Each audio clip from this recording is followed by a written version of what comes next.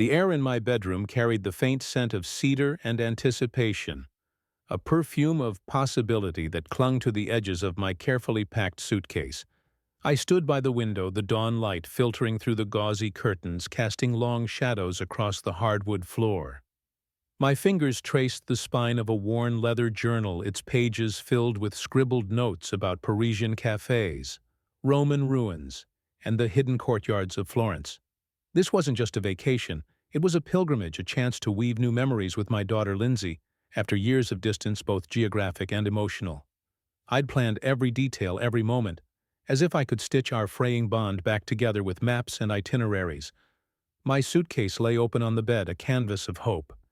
Inside, neatly folded, was my favorite blue cotton shirt, soft as a whispered promise, its creases smoothed by hands that hadn't trembled in years.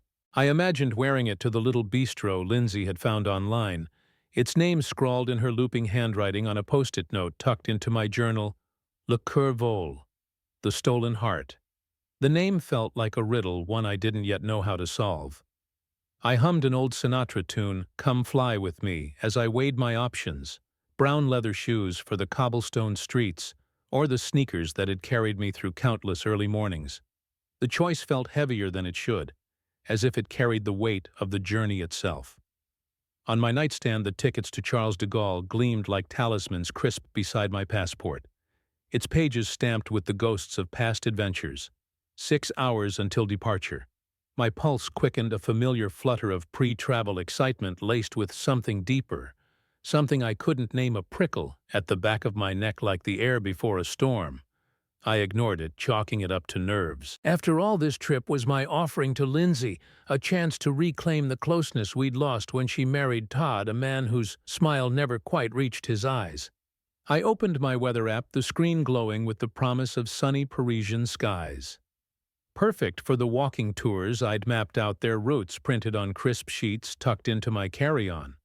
I'd spent months researching, late nights lit by the blue glow of my laptop, piecing together an itinerary that would make Lindsay's eyes light up the way they did when she was a child chasing fireflies in our Iowa backyard. I saw us laughing over espresso in Montmartre, debating which museum to visit first, our voices mingling in the warm European air. The vision was so vivid it felt like a memory I'd already lived.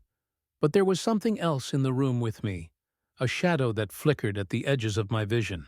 I turned, half expecting to see someone standing in the doorway, but there was only the quiet hum of my house, the creak of floorboards settling under their own weight. I shook my head, dismissing the unease. I'd always had a knack for sensing things, call it intuition, or something older, something my grandmother called the knowing. She'd said it ran in our family, a gift or a curse that let us see what others missed. I'd laughed it off as a child, but now at 62 I wasn't so sure. The air felt charged, as if the universe was holding its breath. I moved to the dresser where travel-sized toiletries stood in a neat row, soldiers ready for battle. Next to them, a new camera waited in its box, a spur-of-the-moment purchase for capturing moments I was certain would be unforgettable. I imagined Lindsay's face in the viewfinder, her laughter framed against the backdrop of the Louvre. The thought warmed me, but that prickle returned sharper now, like a warning whispered in a language I didn't speak. I glanced at the journal again, its leather cover catching the light. Inside, I'd written a single line in black ink, almost without thinking. Some journeys begin with trust, but end with truth. It felt like a prophecy, though I didn't know why. My phone buzzed against the nightstand, a sharp vibration that cut through the quiet. Lindsay's name flashed on the screen and my heart leapt. I set down the sweater I'd been folding, its wool soft against my calloused hands, and picked up the phone. I expected last-minute flight details, a reminder to meet at the airport, or maybe her voice bright with excitement. Instead, the screen glowed with a message that stopped my breath.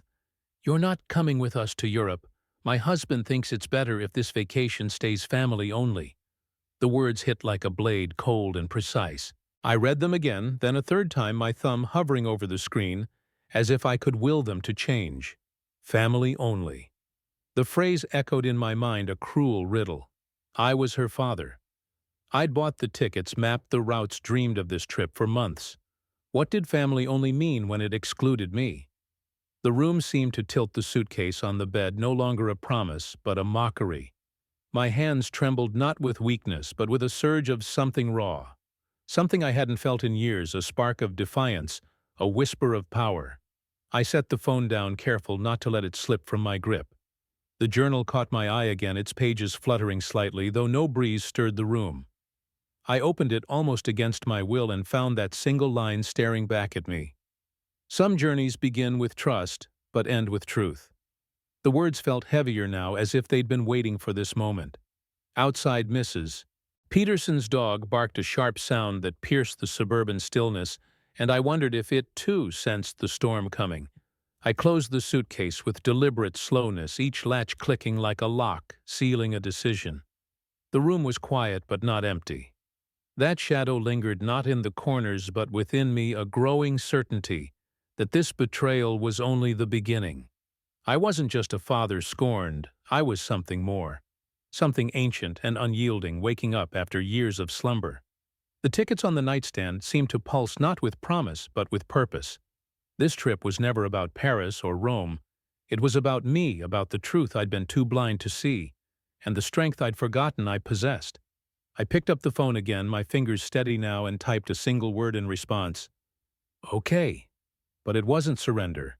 It was the first move in a game I hadn't realized I was playing. The air around me hummed alive with possibility, and I knew with a certainty that felt like fire in my veins that this was no ordinary betrayal. There was something bigger at play, something hidden in the shadows of my daughter's words, and I was ready to uncover it. The words on my phone screen burned like embers. "You're not coming with us to Europe. My husband thinks it's better if this vacation stays family only." I stood frozen, the sweater still clutched in my hands, its wool suddenly coarse against my skin, as if it had absorbed the sting of Lindsay's message. The room, once warm with anticipation, felt hollow now, the air heavy with a silence that pressed against my eardrums. I read the text again, then a third time, my thumb hovering over the screen, willing the words to shift into something less cruel. But they didn't. Family only. The phrase was a blade slicing through the fragile tapestry of trust I'd woven over years of love and sacrifice. I sank onto the edge of the bed, the suitcase beside me gaping like an open wound. My hands trembled not with fear but with a strange energy, a pulse of something ancient stirring beneath my ribs. I was her father. I'd bought the tickets, spent countless nights mapping out every detail of this European odyssey. Parisian bistros, Roman fountains, the hidden alleys of Florence where I imagined Lindsay's laughter echoing. What did family only mean when it excluded the man who'd planned it all? The question gnawed at me, sharp and relentless, but another sensation flickered beneath it. A whisper of intuition, that same knowing my grandmother had spoken of, urging me to look closer to see what was hidden. I set the phone down, its screen still glowing with Lindsay's betrayal, and my gaze fell on the leather journal on my nightstand. Its cover seemed to pulse faintly in the dim light, as if it held secrets of its own.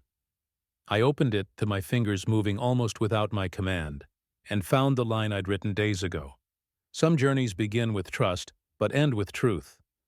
The words stared back at me, heavy with meaning I hadn't understood when I wrote them. Had I sensed this moment coming? The thought sent a shiver down my spine, not of fear but of recognition. There was something at play here, something bigger than a daughter's rejection. The room felt too small, its walls closing in as memories flooded back, nights spent researching restaurants, mornings double-checking flight times, all for a trip that was now slipping through my fingers. I stood pacing to the window where the suburban street outside lay quiet, bathed in the soft gray of early evening. Mrs. Peterson's dog barked again, its sound sharper now, as if warning me of an unseen threat. I pressed my forehead against the cool glass, trying to steady my breathing, but the betrayal pulsed in my chest, a wound that refused to close. I closed the suitcase, each latch snapping shut with a finality that echoed in the stillness. The travel-sized toiletries on my dresser, the guidebooks with their yellow sticky notes, the camera still in its box, they mocked me now, relics of a dream that had never been mine to keep. I picked up the phone again, intending to call the airline to cancel the ticket that no longer had a purpose. But as my finger hovered over the call button, that prickle returned stronger, now a tingling at the base of my skull. It wasn't just disappointment, it was a warning, a signal that something was watching, waiting for my next move. The airline representative's voice was crisp, sympathetic, but detached. "I'm sorry to hear about your change of plans, Mr. Owens." She said her words tinny through the phone's speaker. I murmured something vague in response, my voice steady despite the storm inside me. As the hold music played, I glanced at the journal again, its pages fluttering slightly, though the windows were closed. I shook my head, dismissing the thought. Grief was playing tricks on me, turning ordinary objects into omens. When the call ended, my ticket canceled, I sat in the living room, the travel brochures scattered across the coffee table like fallen leaves. The house was too quiet, the kind of silence that amplifies every thought, every doubt. I picked up a brochure about Roman architecture, its glossy images of ancient columns blurring as my eyes stung. I set it aside, the gesture small but deliberate, as if I could push away the pain with it. Outside, the world continued, Mrs. Peterson's dog still barking, a car passing slowly down the street, but inside, time seemed to have stopped trapping me in this moment of rejection. I reached for my phone again, not to call Lindsay, but to find a distraction, anything to dull the ache in my chest. The blue glow of the screen was a cold comfort. As I scrolled through Facebook past Mrs. Johnson's cat photos and book club recipes, searching for something to anchor me. Then I saw it, a photo that stopped my heart. Todd's parents grinning in front of the Eiffel Tower, their faces lit with the smug satisfaction of tourists who'd claimed their prize. The caption read, "Beginning of the best family vacation ever." The timestamp was 2 hours old. My thumb froze above the screen, my breath catching in my throat. Maybe it was a mistake, an old photo reposted by accident. But the prickle at the back of my neck told me otherwise. I clicked on their profile, my heart pounding as the page loaded. Another photo appeared, this one a knife to the gut. Todd's parents, Todd and Lindsay, clustered together at a Parisian cafe, wine glasses glinting on the table behind them. Lindsay's caption was a punch. "So grateful for family time in the city of light." I counted the faces, 4. None of them mine. The word family seared itself into my mind, a brand I couldn't escape. I set the phone down, the screen still glowing with their joy, and paced to the kitchen window. My reflection stared back ghostly in the darkening glass, overlaid with the image of their happy faces. The contrast was brutal, a visual reminder of my place, or lack thereof, in their world.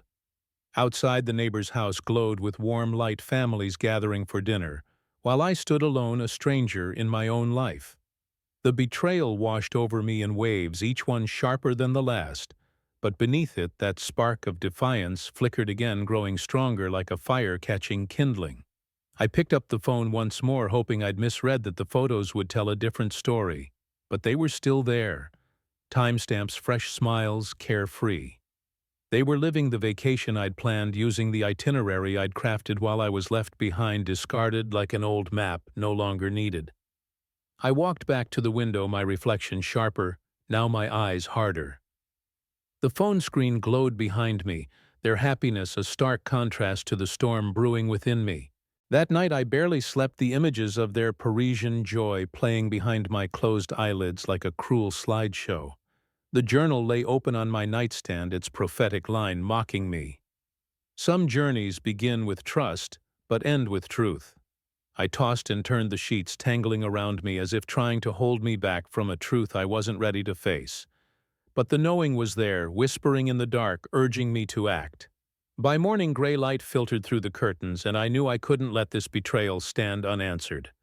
I needed to understand why, to uncover the hidden currents beneath Lindsay's words.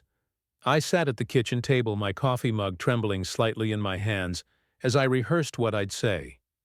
The time difference meant it was afternoon in Paris, the perfect moment for a call. I dialed Lindsay's number, the international ringtone sharp and expensive, like a reminder of everything I'd given. 3 rings, 4, then her voice, bright and distracted, cut through the line. "Hi, Dad." In the background I heard Todd's laughter, the clink of glasses, the hum of a bustling city. The sound was a fresh wound, but I kept my voice steady. "I need to understand something," I said, my words deliberate, cutting through the noise. "What's that?"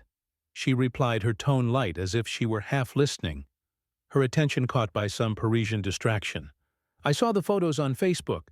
Todd's parents are there with you." A pause long and heavy stretched between us. Then her voice changed, edged with defensiveness. "Dad, we can explain. You said it was family only. What am I then?" The question hung in the air, sharp and unyielding. Her tone grew colder, each word a calculated blow. "Look, Todd said you can be overwhelming. He didn't want his vacation ruined. Overwhelming. Ruined." The words struck like lightning, illuminating a truth I'd been too blind to see. "I planned this trip," I said, my voice low but steady, the spark within me flaring brighter. "I bought the tickets, and Todd's parents paid their own way," she snapped. "They don't expect us to take care of them constantly." Constantly. The word was an accusation, a dismissal of everything I'd done. "I supported you both when that was your choice," she continued, her voice hardening. "We never asked for a guilt trip." I heard Todd laughing again in the background, oblivious to our conversation, his carefree tone a stark contrast to the weight in my chest. "Honestly, Dad," Lindsay said, her words dripping with finality. "Todd was right. You're too needy." The phone felt like a stone in my hand, heavy with the word needy. I set it down, ending the call without a goodbye, my movements deliberate, as if sealing a pact with myself. The kitchen was silent, but the air hummed with that same charged energy, the knowing whispering louder now. This is not the end. This is the beginning. I walked to my office, drawn by an instinct I couldn't name. The walls were lined with family photos, Lindsay learning to ride a bike, her college graduation, her wedding day, where I'd walked her down the aisle, tears of pride in my eyes. But now those images felt like lies, each one a piece of a puzzle I'd misassembled. My reflection in the glass of a photo frame showed a man changed, his eyes colder, his jaw set. I straightened a crooked frame, the gesture small but significant, as if I were realigning not just a picture but my entire understanding of love. The journal lay on my desk, its pages fluttering again, though the room was still. I opened it, and a new line caught my eye, written in my own hand, but unfamiliar, as if penned in a trance. "The truth is a shadow waiting to be seen." My breath caught. I hadn't written those words, or had I? The knowing pulsed stronger now, a current running through me, urging me to look deeper, to uncover the hidden betrayal that went beyond a canceled trip. This wasn't just about family. This was about power, about manipulation, about a game I'd been playing without knowing the rules. I sat in the quiet of my office, the photos staring down at me, each one a reminder of what I'd thought was love, but was beginning to suspect was something else entirely.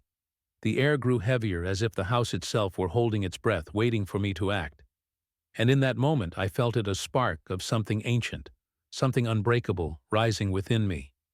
I wasn't just a father betrayed. I was a man on the edge of a revelation, and whatever truth lay ahead, I was ready to face it. The silence in my office was a living thing, wrapping around me like a shroud, as I sat surrounded by the ghosts of my past. The family photos on the walls, Lindsay's gap-toothed smile, as she learned to ride a bike, her graduation cap tilted jauntily the moment I walked her down the aisle, stared down at me, their frames glinting in the dim light like mirrors reflecting a lie. I'd thought they told a story of love, of a father's devotion, but now they felt like evidence in a trial I hadn't known I was part of. The word needy echoed in my mind, Lindsay's accusation from our call in Paris, a poison that seeped into every memory, tainting them with a truth I'd been too blind to see. I leaned back in my chair, the leather creaking under my weight, and my gaze fell on the leather journal still open on my desk. Its pages seemed to shimmer faintly, as if lit from within, and the words I'd found last night, "The truth is a shadow waiting to be seen," stared back at me, written in my own hand but unfamiliar, like a message from a stranger, or from a part of myself I'd forgotten. The knowing my grandmother spoke of pulsed stronger now, a current running through my veins, urging me to dig deeper, to uncover what lay beneath the surface of my daughter's betrayal. This wasn't just about a canceled trip. This was about years of manipulation, a game I'd been played in, without ever seeing the board.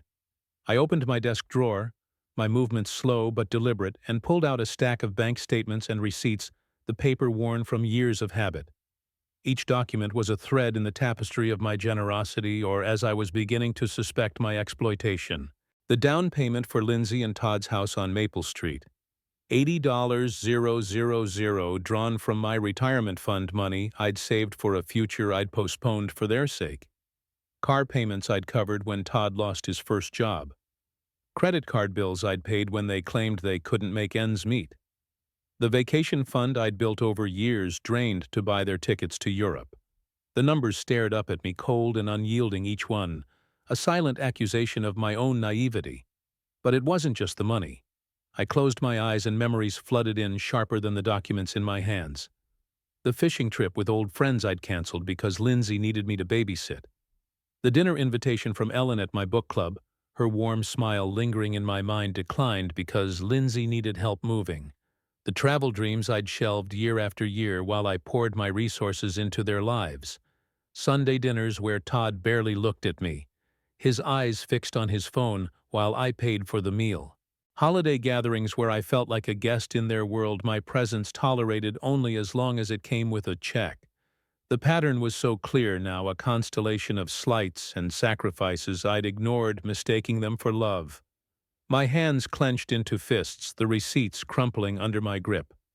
The knowing surged, a whisper turning into a roar. "You've been used."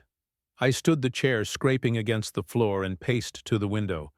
My reflection in the glass was no longer just a tired father, it was a man waking up, his eyes sharp, with a fire I hadn't felt in decades. The journal caught my eye again, its pages fluttering though the room was still. I crossed to it, my heart pounding, and found a new line inked in my handwriting. "The shadow moves when you do." My breath caught. I hadn't written it, not consciously, but the words felt like a command, a call to action.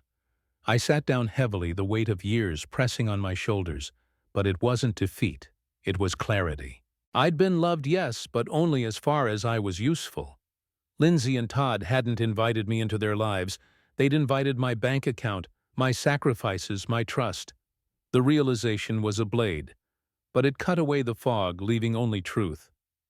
I opened my laptop, the screen glowing to life, and logged into my bank account. The dashboard loaded, and there they were, Lindsay and Todd listed as authorized users on my credit card, their names in stark black letters against the sterile white background. My finger hovered over the trackpad, one click away from changing everything.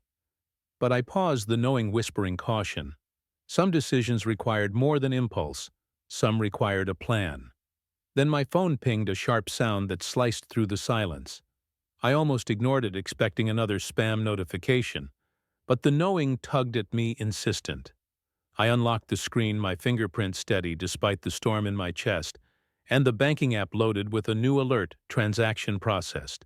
My heart sank as I opened the details. 7:45 p.m., Liberté Restaurant, Paris, France. The timestamp was 2 hours ago, their lunchtime in Paris. Lindsay had used my card, the one I'd given her years ago, for emergencies, back when I thought I was helping her build a future. The irony was bitter, burning in my throat. They'd excluded me from their family vacation, but had no qualms using my money to fund their Parisian feasts. I scrolled through the recent transactions, each one a fresh wound. Hotel charges at a boutique inn, purchases at high-end shops, tickets to tourist attractions, all on my card, all while Todd's parents supposedly paid their own way. The audacity was staggering, but it was also illuminating. The knowing pulsed stronger, a rhythm matching my heartbeat. And I felt it, a shift. A power rising within me, not just anger, but purpose. I navigated to the card management section, my fingers steady now, and found Lindsay's name. My cursor hovered over the Remove User button, the screen glowing like a beacon in the dim office. Another notification pinged: 85 euros, Bon Éclat Boutique Paris. She was shopping. Spending my money while I sat alone, piecing together the shards of their betrayal. The knowing roared now, a voice I could no longer ignore. I clicked Remove User, the confirmation screen appearing like a challenge. "Are you sure this action cannot be undone?" I selected yes, then Remove immediately, the screen flashed. Authorized user access revoked. A rush of control surged through me, foreign yet exhilarating, like reclaiming a piece of myself I'd given away too freely. I set the phone down, my reflection in the dark computer screen, sharper now, my eyes glinting with something new, resolve perhaps, or something older, something my grandmother might have recognized. The journal lay open beside me, its new line. "The shadow moves when you do," a promise and a warning. I stood, my movements purposeful, and walked to the kitchen to make coffee. The machine gurgled to life, its sound blending with the hum of my neighbor's lawnmower outside ordinary life, continuing while my quiet revolution began. I returned to my office, the bank statements still spread across my desk like a map of my past mistakes. But they were more than that. Now they were evidence, a ledger of exploitation I'd been too trusting to see. I opened another drawer, pulling out the deed to the house on Maple Street, the one I'd bought for Lindsay and Todd 2 years ago. My name alone was on the title, a detail they'd promised to fix when things settled.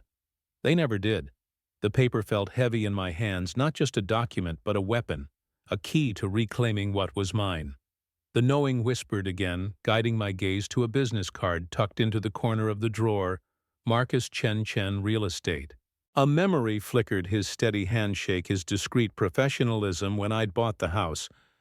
I set the card beside the deed, my mind racing with possibilities.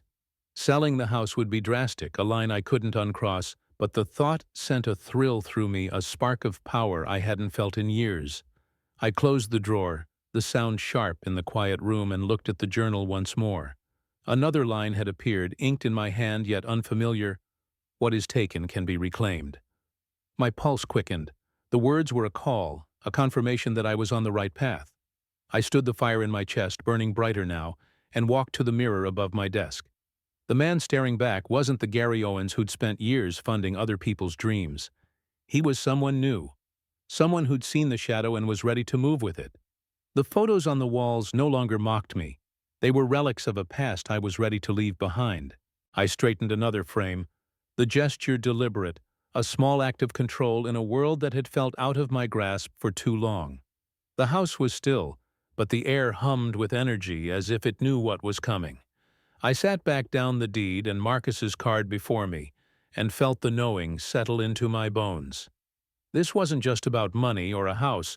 It was about truth, about power, about a reckoning that had been waiting for me all along. I picked up my phone, my fingers steady, and dialed Marcus's number. The line rang once, twice, and I knew with a certainty that felt like fire that I was no longer a pawn in their game. I was the one making the moves now, and the shadow was moving with me. The deed to the Maple Street house lay spread across my desk like a battlefield map, its crisp edges illuminated by the pale glow of my desk lamp. My name, Gary Owens, stood alone on the title, a stark reminder of a promise Lindsay and Todd had never kept, to transfer the house to their names once things settled. 2 years had passed, and their excuses had piled up like dust, but now that oversight was my weapon. The leather journal sat beside the deed, its pages still. Yet I felt its presence, a silent sentinel urging me forward. Last night, a new line had appeared in my handwriting, though I had no memory of writing it. To reclaim what is yours, you must first let go. The words pulsed with meaning, a riddle I was beginning to unravel. The knowing that ancestral intuition my grandmother swore ran in our blood thrummed in my chest, steady as a heartbeat. It had guided me to this moment, to the realization that love had been a mask for exploitation. Lindsay and Todd hadn't just excluded me from their Parisian vacation. They'd used my money, my sacrifices, my trust for years. The credit card charges from Paris, 85 euros at a boutique, 200 euros at a hotel, were the final straw, proof of their audacity. I'd cut Lindsay's access to my card, felt the rush of control, but it wasn't enough. The house, their sanctuary built on my generosity, was the next piece to move in this game I was finally learning to play. I picked up Marcus Chen's business card, its edges worn from years in my drawer. Marcus, with his quiet professionalism and discreet demeanor, had handled the purchase of the Maple Street house. I trusted him to handle its sale with the same efficiency. My fingers dialed his number, each ring sharp in the quiet of my office. The knowing whispered, "This is the path," and I felt it, a surge of certainty, a power I hadn't known I possessed, rising like a tide. "Gary, good to see you're still kicking." Marcus's voice was warm, tinged with surprise when he answered. "What's on your mind? I need to sell the Maple Street property." Quickly. My voice was steady, each word deliberate, as if I were carving my intent into the air. A pause, then his tone shifted, professional but curious. "The house you bought for Lindsay. Everything all right?" "Everything's fine," I said. though the knowing pulsed, hinting at truths I wasn't ready to share. I just need it sold. What's the market like? Marcus's keyboard clicked in the background, a rhythm of efficiency. Market's hot. Properties like that in Davenport, I'd say $180,000, maybe $190,000. How fast are we talking? As soon as possible. Price it to move. The words felt like a vow binding me to a course I couldn't undo. We'll need photos, maybe staging, Marcus, said his voice calm but focused. The house is occupied, right? Will Lindsay handle showings? Lindsay's in Europe, I replied, my tone flat. I have the keys. A beat of silence, then Marcus, ever professional, didn't pry. I can have my team there tomorrow. We'll start marketing immediately. We discussed details, listing price, commission, closing timelines. I signed the digital listing agreement. He sent my signature firm, each stroke a declaration of intent. When we hung up, I felt lighter, as if I'd shed a weight I hadn't known I was carrying. The journal caught my eye again, its pages fluttering slightly, though no breeze stirred the room. I opened it, and a new line waited. The house holds secrets, but freedom lies beyond. My pulse quickened. The words were mine, yet not mine, a message from the knowing, guiding me toward something greater than revenge. The next morning I stood in my kitchen, coffee in hand, the steam curling like a promise of clarity. The morning paper lay unread, its headlines irrelevant compared to the plan unfolding in my mind. I needed to clear the Maple Street house, to strip it of Lindsay and Todd's presence before it became someone else's home. The knowing urged me to act swiftly, as if time itself were watching. I opened my laptop and searched for moving services in Davenport, scrolling past corporate giants until I found Dave's Honest Moving, a family-owned operation with glowing reviews. The name felt right, like a sign, and I dialed the number. Dave's Moving, this is Dave. A deep, no-nonsense voice answered, free of corporate polish. I need help moving a house's worth of belongings tomorrow, I said, my voice steady. It's time-sensitive. Timeline? Dave asked, straight to the point. Tomorrow morning, if possible. Full house moving to storage. Dave didn't hesitate. Where from? And to? I gave him the Maple Street address, explaining the need to move everything to storage. Storage unit lined up, he asked. Not yet, I admitted, the knowing nudging me to trust his expertise. I work with Secure Storage on Brady Street, Dave said. Want their number? Within minutes, I was on a three-way call with Dave and Janet from Secure Storage, arranging a 10x20 unit for $120 paid up front. My truck and two guys can start at 8 a.m., Dave said, his tone suggesting he'd handled situations like mine before. The residents are out of town, yes, I said, pausing. I'd prefer it done before they return. Understood. Family situation. His voice carried no judgment, only experience. We'll be efficient and respectful. I hung up, a strange calm settling over me. The knowing hummed a confirmation that I was moving in sync with some larger design. I made dinner that night with an appetite I hadn't felt in days, the act of cooking grounding me in my resolve. I set my alarm for 6:30 a.m., earlier than my usual retirement routine, and laid out my old work clothes, jeans and boots from my contracting days when I built things with my hands instead of funding others' dreams. In the bathroom mirror, brushing my teeth, I saw a man I barely recognized. Not just Gary Owens, but someone sharper, someone ready to act. I arrived at the Maple Street house at 7:45 a.m., the morning air crisp, the street quiet except for the hum of Dave's moving truck already parked outside. Exhaust curled from its tailpipe, a faint mist in the dawn light. Dave emerged from the cab, a sturdy man in his 50s, his handshake rough and honest. His two crew members, young men in matching company shirts, were unloading equipment with practiced efficiency. Mr. Owens? Dave said, his eyes assessing me with a quiet understanding. Ready to get started, I unlocked the front door with my spare key, the click echoing in the empty foyer. The house felt different now. Not a home, but a shell, its warmth drained by the betrayal it represented. We walked through room by room, Dave's clipboard scratching as he noted furniture and belongings.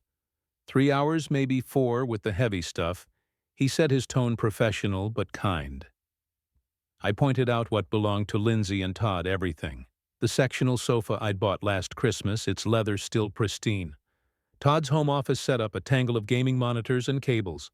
Lindsay's wardrobe spilling from 2 walk-in closets, a monument to excess I'd unwittingly funded. The crew began packing wrapping items with systematic care labeling boxes with Sharpie scrawls, Lindsay's books, Todd's sports gear. I insisted on helping despite Dave's protests about liability. "I'm not that old," I said, earning a grin from one of the younger workers. As I carried a box labeled Lindsay's shoes, I felt the knowing pulse, a reminder that this was more than logistics. It was a reclamation.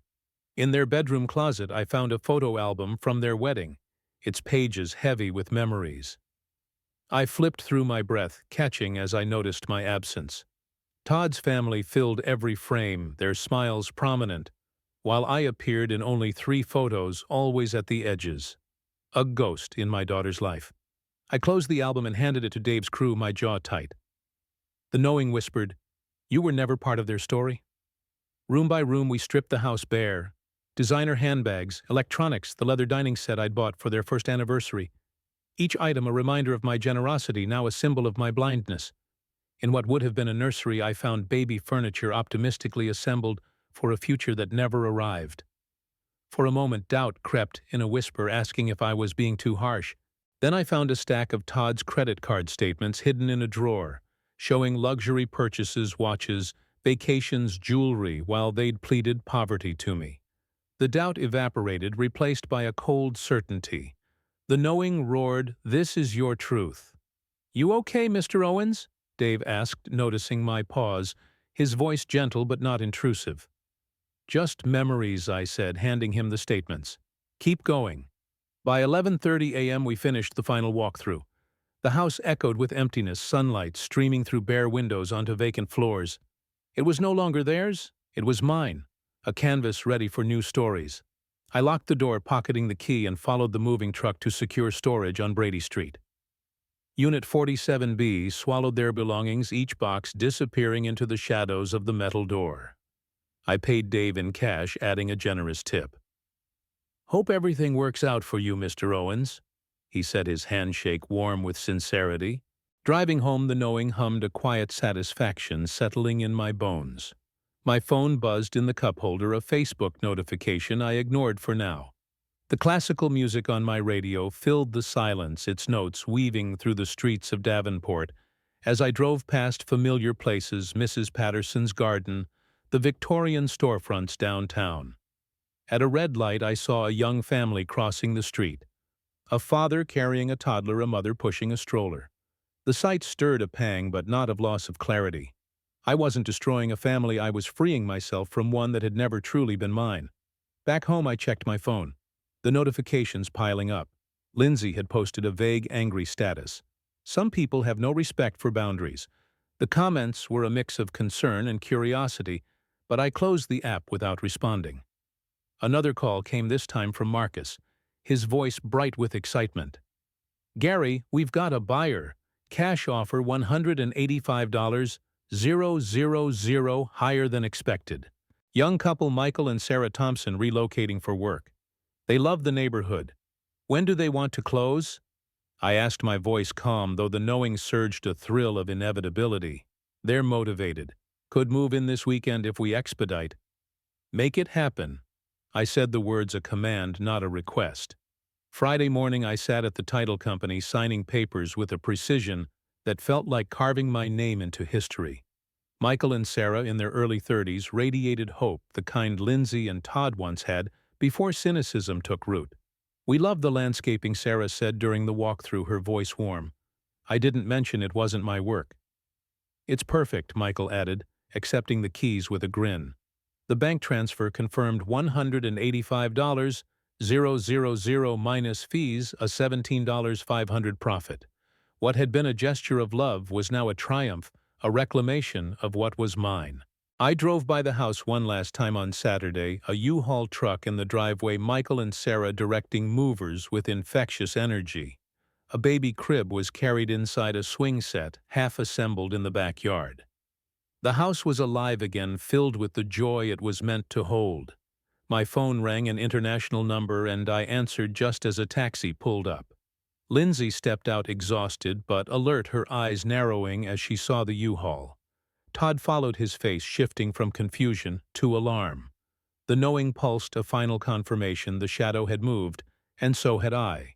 The air on Maple Street was thick with the scent of fresh-cut grass and the hum of new beginnings, but as I stood across the street from the house I'd once bought for Lindsay and Todd, a different energy pulsed through me. The U-Haul truck in the driveway was a beacon of change, its open back revealing the Thompson family's belongings, Michael and Sarah, the young couple who'd claimed the house as their own. A baby crib leaned against the porch, and Sarah knelt in the front garden, her hands deep in the soil planting flowers where neglect had once taken root. Michael assembled a swing set in the backyard, his laughter mingling with the clatter of tools. The house, once a monument to my misplaced generosity, was alive again, its walls ready to hold joy instead of betrayal. My phone vibrated in my pocket, an international number flashing on the screen, and the knowing that ancestral intuition that had guided me through this storm surged sharp and clear. I answered just as a taxi pulled up, its doors swinging open to reveal Lindsay, her face drawn from travel, but sharpening with confusion as she surveyed the scene. Todd followed his suitcase, hitting the pavement with a thud, his expression shifting from exhaustion to alarm as he noticed the U-Haul. The knowing whispered, "This is the moment," and I felt it, a fire in my chest, not of anger, but of certainty. A power I'd only begun to understand. "Excuse me," Todd called to Sarah, his voice edged with indignation as if he could command the world back into his control. "What are you doing in our house?" Sarah looked up, her trowel pausing mid-dig, her face a mix of curiosity and caution. Michael appeared in the doorway holding a stack of papers, his brow furrowing. "Your house?" he said, his tone calm but firm. "I think there's been a mistake." I stepped out of my car, my work boots solid on the pavement, and crossed the street, an envelope in my jacket pocket feeling heavier than its contents warranted. Lindsay's eyes locked onto me, her expression cycling through confusion, realization, and fury in the span of a heartbeat. "Dad, what is going on here?" Her voice was a blade sharp and familiar, the same tone she'd used in Paris when she called me needy. "Why are strangers in our house?" Michael and Sarah exchanged worried glances, Sarah's grip tightening on her trowel, as if she might need to defend her new home. "Sir, I don't know who you are," Todd said to Michael, stepping closer, his voice rising. "But you need to move your belongings out immediately." Michael held up the paperwork, his hand steady. "I have the deed right here. We closed yesterday. That's impossible." Todd snapped, his face reddening. "This is our house." Sarah's voice was small but resolute. "Maybe we should call the police." I stepped forward, my presence cutting through the rising tension like a blade through fog. "That won't be necessary," I said, my voice carrying the calm authority I'd honed in my contracting days when I built structures that stood against storms. The knowing pulsed a rhythm guiding my words. I turned to Michael and Sarah first. "I'm sorry for the confusion. Please continue with your move-in." Then I faced Lindsay and Todd, their eyes burning with a mix of desperation and rage. The house was sold because it belonged to me. Todd's face twisted, his voice a low growl. "What do you mean belonged to you? Check the original deed," I said, my tone even almost gentle, though the fire within me burned brighter. "It was never transferred to your names." Lindsay's voice rose to a familiar shriek, the one she'd used since childhood to bend the world to her will. "You can't just sell our home. I can sell my property," I replied, my words steady as stone. "Which is exactly what I did." "This is theft," Todd shouted, stepping closer, his fists clenched, as if proximity could intimidate me. "We'll sue you." "With what money?" I asked, my voice quiet but cutting. "I believe your credit cards were declined in Paris." Sarah whispered something to Michael, who nodded and started toward the door, their unease palpable. "Please go inside," I told them, my tone reassuring. "This doesn't concern you." Lindsay's voice turned desperate, her eyes wide with a panic I'd never seen in her before. "Where are we supposed to live? Where are our things?" I extended the envelope I'd been holding, its paper crisp against my fingers. Todd snatched it, tearing it open with angry jerks, and read aloud, his voice shaking. "Secure Storage Unit 47, B. Brady Street." He looked up, his face pale. "Storage, I preserved everything." Carefully I said my words, deliberate, each one a brick in the wall I was building between us. "The first month's rent is paid." Lindsay's voice cracked a raw edge of disbelief. "You put our life in storage?" Todd crumpled the paper, his eyes blazing. "This is insane. You can't do this to family." The word family struck like a spark against flint, igniting the knowing into a blaze. "Family doesn't exclude fathers from family vacations," I said, my voice low but unyielding. "Is it so different?" Todd stepped closer, his posture aggressive, but I stood my ground, the knowing a shield around me. "We'll contest this," he said. "We'll fight you in court." "The sale is legal," I replied. My eyes locked on his. The property was mine. Lindsay's tone shifted, slipping into the manipulative lilt she'd used since she was a child, when tears could win her anything. "How could you do this to your own daughter?" Her eyes glistened, but I saw through the performance now, the knowing cutting through her facade like a blade through mist. I looked at her long and steady, the weight of years in my gaze. "How could you do what you did to your own father?" Sarah emerged from the house, her voice tentative but concerned. "Is everything all right?" "Everything's fine," I said, turning to her with a nod. "Enjoy your new home." Lindsay and Todd stood on the sidewalk, their European luggage at their feet, looking like travelers stranded in a foreign land. Their faces were a study in defeat. Lindsay's eyes wet with unshed tears, Todd's jaw tight with impotent rage. I walked back to my car, my steps measured the knowing, a steady pulse in my chest. The journal tucked in my jacket felt warm against my side, as if it held the heat of my resolve. I didn't look back as Todd shouted, "This isn't over." I slid into the driver's seat, the classical music resuming where it had left off, its notes a soothing counterpoint to the storm I'd just walked through. "Yes, it is," I said softly to no one but myself, and started the engine. As I drove away, the journal seemed to hum, a faint vibration I could feel through my jacket. I pulled over a block away, unable to resist, and opened it.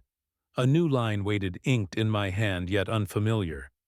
"The shadow casts its own light when you stand in truth." My breath caught. The words were a benediction, a confirmation that I'd done more than sell a house, I'd reclaimed my life. The knowing surged, not just a whisper now, but a voice clear and strong, telling me this confrontation was only the beginning of a larger reckoning. I drove home the streets of Davenport, passing in a blur. The familiar houses and storefronts looking different now, as if I'd stepped into a new version of my world. The knowing told me Lindsay and Todd would fight back. They'd threatened lawsuits, care facilities, anything to regain control. But I wasn't afraid. The journal, the knowing, the fire in my chest, they were my allies, now guiding me toward a truth I was only beginning to understand. The house on Maple Street was gone, its contents locked away in Unit 47B, but I was free, and that freedom was a power I was just beginning to wield. The morning sun filtered through my kitchen curtains, casting a warm glow across the table, where I sat, a cup of coffee steaming in my hands. The Davenport Daily lay spread before me, its headlines about local graduations and community events, a quiet reminder of the world moving on, indifferent to the storm I'd weathered. But I was different now, no longer the man who'd stood at the edge of betrayal, clutching a suitcase filled with broken dreams. The knowing, that ancestral intuition my grandmother called a gift, hummed softly in my chest, a steady pulse of certainty that had guided me through the chaos and into this moment of clarity. The leather journal lay beside my coffee mug, its pages still, but I felt its presence, a silent companion that had whispered truths I was only now fully understanding. 3 months had passed since the confrontation on Maple Street, when Lindsay and Todd stood on the sidewalk, their faces a mix of fury and defeat, as they realized their home was no longer theirs. Their threats of lawsuits and care facilities had hung in the air like storm clouds, but I'd walked away, my boots steady on the pavement, the knowing a shield around me. That afternoon, a process server had arrived at my door, handing me legal documents with a neutral expression. Lindsay and Todd's lawsuit was no surprise, but the weight of the papers felt light compared to the fire in my chest. I'd signed for them, my hand steady, and filed them away in a new folder labeled Reckoning, a word that felt right, as if the universe itself had chosen it. The court's decision arrived on a quiet afternoon, the envelope unassuming in my mailbox. I opened it at the kitchen table, the journal beside me, its latest entry. "The truth stands taller than lies," etched in my handwriting, though I couldn't recall writing it. The judge's ruling was clear: lawsuit dismissed. Property owner had legal right to sell his own property. Lindsay and Todd were responsible for their own attorney fees, their claims deemed baseless. My lawyer called within the hour, his voice bright with satisfaction. "Clean victory, Gary. They have no grounds for appeal." I thanked him, my words calm but my heart soaring, the knowing, singing a quiet song of triumph. The town had buzzed with gossip, as small towns do. At the coffee shop, I overheard snippets of conversation. "That son-in-law always seemed entitled," one woman murmured. "Gary Owens deserved better," another agreed. There were dissenting voices, too, whispering that family should stick together, but their words rolled off me like rain. I'd learned to trust the knowing, to let it guide me past the noise of others' opinions. The journal had taught me that truth was my compass, and I was done navigating by anyone else's map. That afternoon I walked into a pet store I'd passed countless times, but never entered. The bell above the door jingled, and a golden retriever bounded toward me, his tail wagging like a metronome. "That's Max," the owner said, a woman with kind eyes. 3 years old, looking for a new home. His family's moving overseas. Max pressed his head against my hand, his warmth a balm to the loneliness I hadn't named. The knowing pulsed a gentle nudge. "He's yours." I knelt, and Max's brown eyes met mine, a silent understanding passing between us. An hour later, he was riding shotgun in my car, his head out the window, tongue flapping in the breeze. For the first time in months, I wasn't alone. Back home, Max curled up by my feet. As I opened my laptop, the journal opened beside me. I searched for best RVs for senior travel, the screen glowing with images of open roads and endless horizons. The knowing hummed, a quiet excitement building as I read about freedom, about lives untethered from obligation.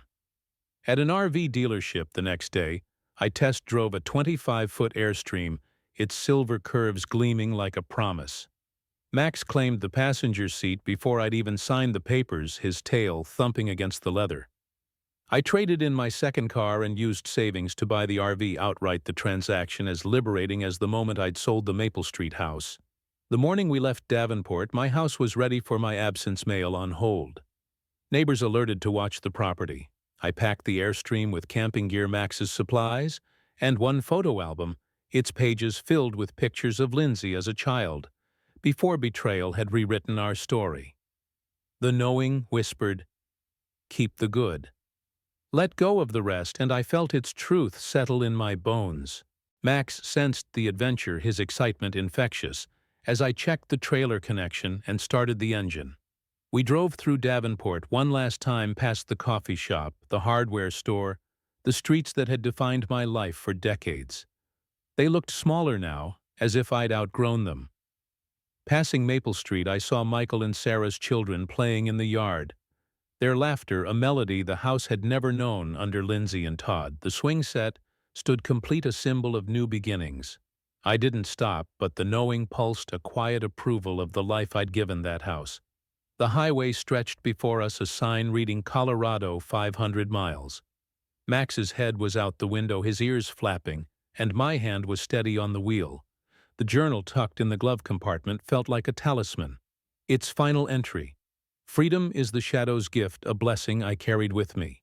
That evening we stopped at a scenic overlook in Colorado, the mountains rising like sentinels against a sky painted in hues of orange and purple.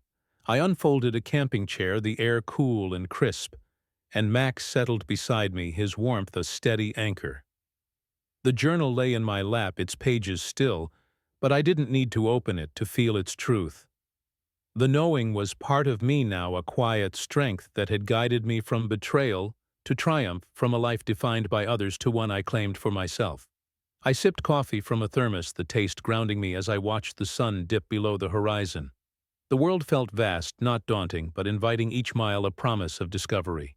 Max's steady breathing was a reminder that I wasn't alone, that companionship didn't require sacrifice. For the first time in years, I was exactly where I belonged, not because of a place or a person, but because of the truth I'd found within myself. The stars began to emerge, pinpricks of light in the deepening sky, and I felt the knowing settle into a gentle hum, no longer a call to action, but a song of peace. The journal, the house, the betrayal. They were part of my story, but not its end. I was Gary Owens, a man who'd walked through shadows and emerged into light, guided by a power I'd only begun to understand. Max nudged my hand and I scratched his ears, a smile tugging at my lips.